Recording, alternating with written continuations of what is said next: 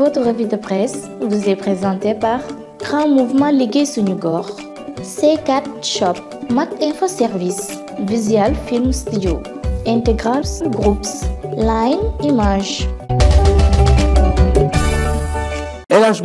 Bonjour à tous. Sud Quotidien revient sur la bonhomie foncière, la géologie de la prédation barlaïque du journal.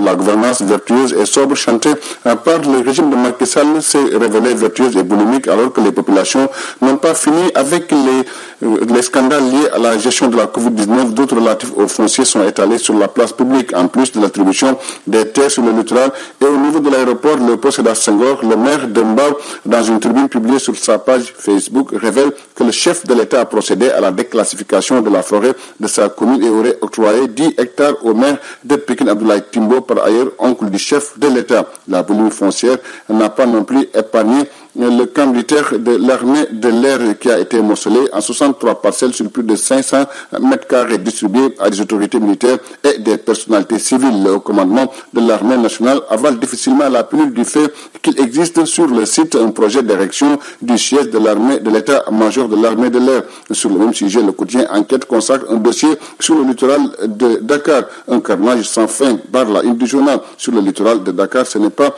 le changement climatique la plus grande menace, mais bien les agressions humaines bénies par le gouvernement sénégalais. Selon nos confrères, la gestion du foncier au Sénégal illustrative de la grande fracture entre les riches et les pauvres pendant que les Sénégalais moyens peinent à trouver un lopin de terre dans les coins les plus défavorisés de la capitale. Quelques privilégiés continuent à s'accaparer les coins les plus paradisiaques. Covid-19 sur quotidien s'arrête sur la gestion de la pandémie, des flops à l'appel entre reculades spectaculaires, décisions controversées et stratégies de riposte inexistantes ou au moins inconnues ou incomprises. Le régime en place s'est illustré par des manquements qui ont fini d'exaspérer les populations. La conséquence est illustrée par le dégoût généralisé par les jeunes, sans oublier le relâchement dans le respect des mesures barrières chez certaines populations. Le quotidien La Tribune s'intéresse aux mensonges et du business sur la gestion de la Covid. Dans une interview accordée à nos confrères, Dr Babacar, directeur de Souma Assistance, déclare que les chiffres sont trafiqués pour ne pas franchir 100 cas par jour. Selon lui, il y a des velléités de mettre nos données personnelles à la disposition de l'Institut Pasteur. Il déclare que c'est dans 15 jours qu'on pourra mesurer l'évolution de la situation et l'impact de la levée des restrictions. Le Dr Babakarian fait un diagnostic circonstancié des incohérences chroniques dans la stratégie de riposte. Le quotidien LAS fait le point sur la situation et s'arrête sur les cas importés qui refont surface. Depuis samedi, on assiste à un retour des cas importés qui s'élève actuellement à 7. Tous ces cas importés sont passés par l'aéroport international Blaise Diagne, ce qui signifie que les individus résidant à l'étranger sont en train de propager le virus. Un virus qui résiste et qui se propage.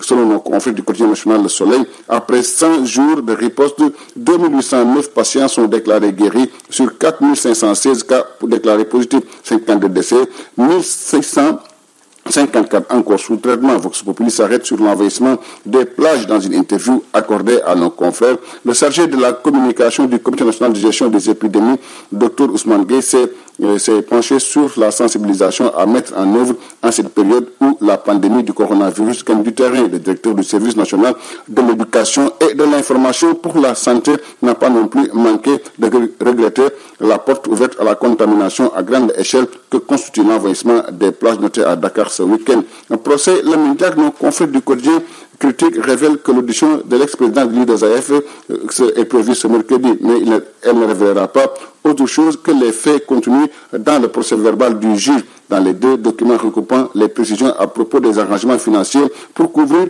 les pratiques dopantes, l'ancien patron de l'athlétisme mondial plaide la bonne foi, sa volonté de sauver la face de la première discipline olympique. Dans le même journal, son avocat, M. William Bourdon, déclare que, je cite, nous allons nous atteler à la déconstruction des charges. Merci, c'était tout. À vos journaux et bonne lecture à tous.